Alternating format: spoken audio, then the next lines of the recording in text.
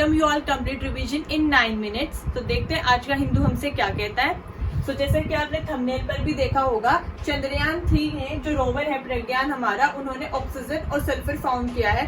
साथ ही में बाकी ऑब्जर्वेशंस भी किए हैं। तो आइए देखते हैं क्या क्या हमें पता चला है प्रज्ञान रोवर से।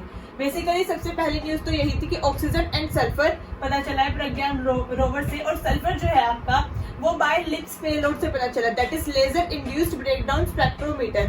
वो कैसे उसकी फंक्शनिंग होती है, वर्किंग होती है, आइए हम देखते हैं।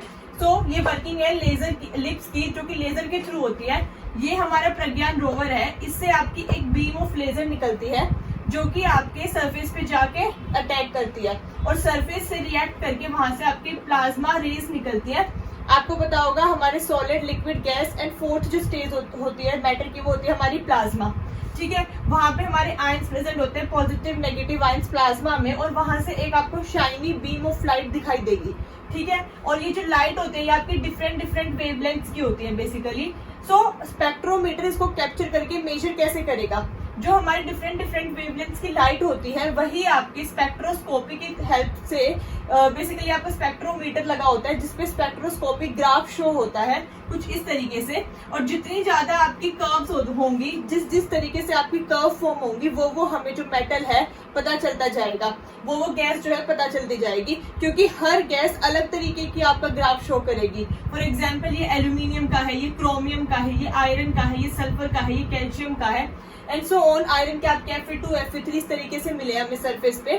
तो ये होता है आपका proper LIBS, that is laser induced breakdown spectroscopy. क्योंकि हमने लेजर को इंड्यूस करवाया प्रज्ञान रोवर से, उसका ब्रेकडाउन हुआ, जिससे हमने जो डिफरेंट वेवलेंथ है लाइट की, वो स्पेक्ट्रोस्कोपी के थ्रू, क्योंकि यहाँ पे हमारा स्पेक्ट्रोमीटर अटैच होता है एक, जिससे हम स्टडी करते हैं। इस मीटर में आपकी डिफरेंट वेवलेंथ आती है और एक ये ग्राफ शो होता है।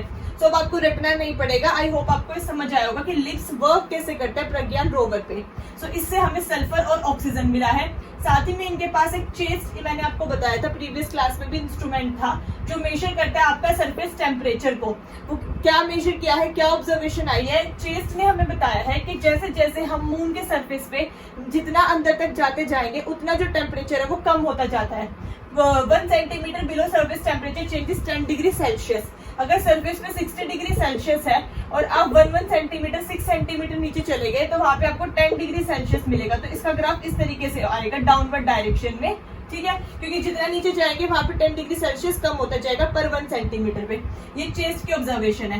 Then oxygen present in rocks. अब ऑक्सीजन का कैसे पता चला हमें? वहां ऑक्सीजन एटमॉस्फेयर में तो है नहीं, क्योंकि मून पे एटमॉस्फेयर नहीं है। सो ऑक्सीजन प्रेजेंट कैसे है? ऑक्सीजन जो है आपकी रॉक्स और सॉइल में प्रेजेंट है, बेसिकली सिलिकेट्स और मिनरल्स की फॉर्म में। वहां पे जो मून का आपका सरफेस है उसमें जो आपके रॉक्स की प्रेजेंस है उनमें ऑक्सीजन देखी गई है। ठीक है, सेकंड हमें पता चला, ये एपी एक्सेस के थ्रू पता चला, that is alpha particle X ray spectroscopy. अब इसमें क्या होता है, अल्फा जो पार्टिकल्स होते हैं आपके, वो रेडियो एक्टिव एलिमेंट्स में होते हैं। जब आपका डिके होता है, कोई भी मान लो फिजन रिएक्शन होते हैं, fission is the breakdown.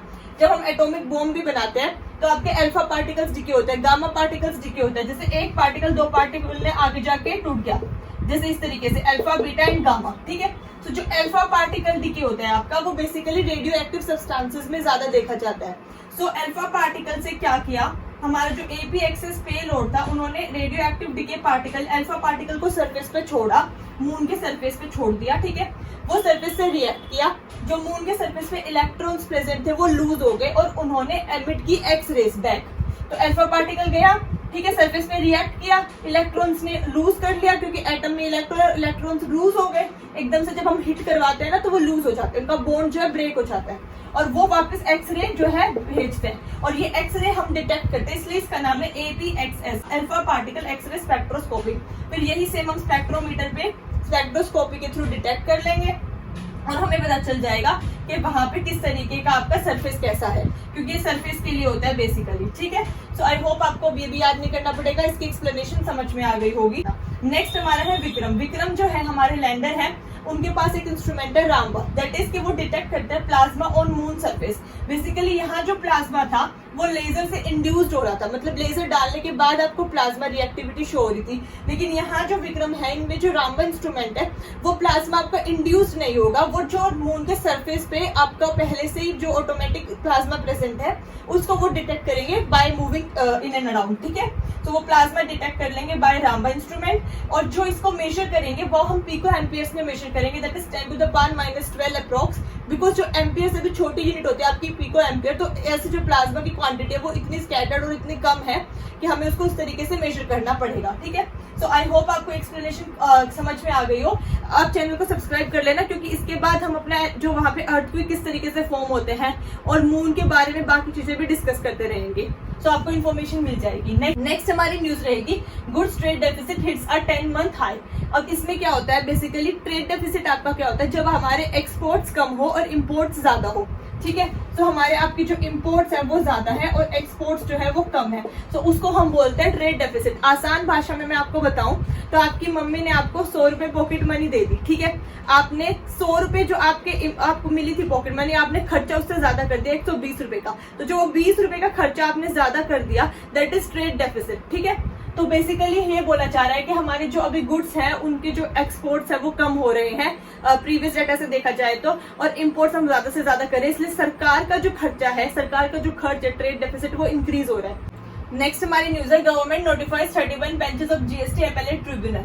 Basically ये बोला जा रहा है, अभी हमारी फाइनेंस मिनिस्ट्री ने कहा है कि अब हम एक्टिवली आपके ट्रिब्यूनल्स जो है जो बनाएंगे, ताकि आपकी जीएसटी से रिगार्डिंग जितने भी छोटे केसेस होते हैं, इनकम टैक्स के हो गए और जितने भी बाकी केसेस होते हैं, वो कोर्ट में जाने से पहले आपके ट्रिब्यूनल्स में ही सोल्व हो जाए। लेकिन अब हम इसका बैकग्राउंड डाटा जानना है कि जीएसटी क्या होता है। जीएसटी आपका गुड्स एंड सर्विसेज टैक्स होता है, जो कि आपका एक इनडायरेक्ट टैक्स होता है। आपको एग्जाम्पल देते हैं, जैसे कि ये एक पेन है, अगर हम इस पेन को परचेज करने जाते हैं, फॉर एग्जाम्पल ये 50 रुपीज का है, इसमें आपका ऑलरेडी जीएसटी लगा हुआ है, क्योंकि जीएसटी आपका प्रोडक्शन टैक्स के टाइम पर भी लगता है और प्रोडक्ट टैक्स के टाइम पे भी लगता है, ठीक है। तो बेसिकली जब ये बनाया जा रहा था तब सरकार ने इससे जो आपके सप्लायर थे, उनसे प्रोड्यूसर्स थे, उनसे टैक्स कलेक्ट कर लिया, उसको हम प्रोडक्शन टैक्स बोलते हैं। और जब हम इसको खरीदने जाते हैं बीइंग अ बायर, तो हम इसका प्रोडक्ट टैक्स जो है जीएसटी पे करते हैं। फॉर एग्जांपल 48 रुपीज की एक्चुअल कॉस्ट होगी रॉ मटेरियल वगैरह सब मिला के, लेकिन 2 रुपीज का इस पे जीएसटी लगा होगा, तो ये 50 रुपीज का हमें पड़ा।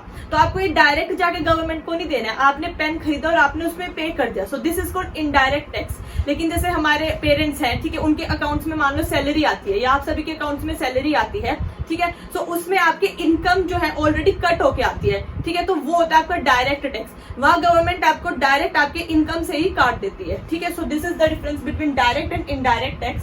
देन हमारी जो जीएसटी काउंसिल है वो आपकी यूनियन फाइनेंस मिनिस्ट्री को कंसिडर करती है, साथ ही में आपकी यूनियन मिनिस्टर ऑफ स्टेट्स होते हैं, देन मिनिस्टर इंचार्ज होते हैं फाइनेंस के, या कोई भी मिनिस्टर पर्सन जो स्टेट ने नॉमिनेट किया हुआ हो, ये आपके मेंबर्स रहते हैं जीएसटी काउंसिल में। हमारी जीएसटी जो काउंसिल है और जो जीएसटी टैक्स आया था वो 2017 में आया था बाय 101 अमेंडमेंट एक्ट, ठीक है। जीएसटी अपीलेट ट्रिब्यूनल जो है उसमें सेंटर और स्टेट दोनों के मेंबर्स रहेंगे। अभी इतनी ही इन्फॉर्मेशन आई है, रेस्ट हम देखते हैं कि इसमें कितने कितने मेंबर्स रहेंगे ऑफिशियली, तो वो हम अपने नेक्स्ट फर्दर वीडियोस में डिस्कस करेंगे।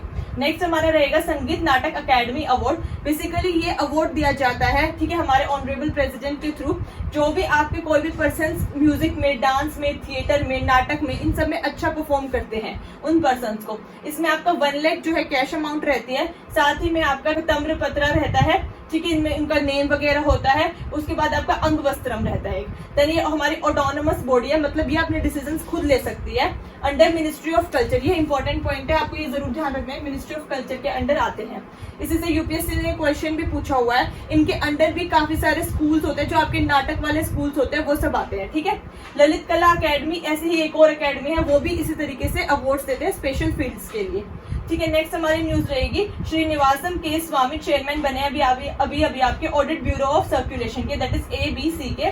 अब बेसिकली ये क्या है, इसके लिए आपको सिर्फ 3 मेजर बातें ध्यान रखनी है। एक नॉन प्रॉफिट ऑर्गेनाइजेशन है और ये ऑडिट करती है आपके इंपॉर्टेंट न्यूज़पेपर्स को, मैगजीन्स को, कि उसमें आपका कोई फेक न्यूज, गलत न्यूज तो स्प्रेड नहीं हो रहा है, र्यूमर तो नहीं है।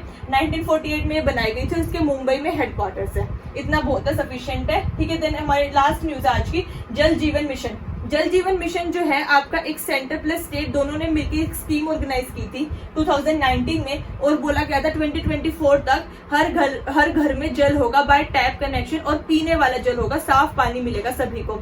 इसमें बोला गया था आपका अप्रोक्सीमेट 55 लीटर्स तक वाटर जो है अवेलेबल होगा सभी को, और ये अंडर मिनिस्ट्री ऑफ जल शक्ति आता है। साथ ही में फास्टेस्ट ग्रोथ हमने देखी है यूपी साइड में, कि यूपी स्टेट में सबसे ज्यादा इस मिशन को ऑर्गेनाइज किया गया है वेल डेवलप्ड तरीके से। फंडिंग इसकी इंपॉर्टेंट है, वो देख लेते हैं। जो भी आपकी नॉर्थ ईस्ट और हिमालयन रीजन की स्टेट्स होते हैं उनमें 90:10 का रेशियो होता है, मतलब 90% आपका जो है सेंटर स्पेंड करेगी पैसा और 10% जो है वो स्टेट करेगी, ठीक है। साथ ही में रेस्ट जो स्टेट्स रहेंगी उनमें 50-50 का रेशियो रहेगा सेंटर और स्टेट का। और बाकी जो आपकी यूनियन टेरिटरीज होते हैं, क्योंकि उनको सेंटर ही गवर्न करती है, ठीक है, इसलिए 100% फंडिंग जो होती है उसमें सेंटर की होती है, ठीक है। और ये ध्यान रखना, ये अंडर मिनिस्ट्री ऑफ जल शक्ति आता है, ठीक है। आई होप आपको आज का एनालिसिस पसंद आया होगा। आप चैनल को सब्सक्राइब कर लेना, क्योंकि अभी इसमें हमने लीसा जो अर्थक्वेक देखा था के ऊपर, वो डिस्कस करेंगे हम अपनी नेक्स्ट वीडियोस में। और फर्दर जो इसरो हमें ऑब्जर्वेशंस बताएंगे दोबारा से, हम वो पूरा कंप्लीट 360 डिग्री एनालिसिस करेंगे। और साथ ही में बाकी इंफॉर्मेटिव वीडियोस के लिए please do like, share and subscribe the channel. Thank you so much. जय हिंद।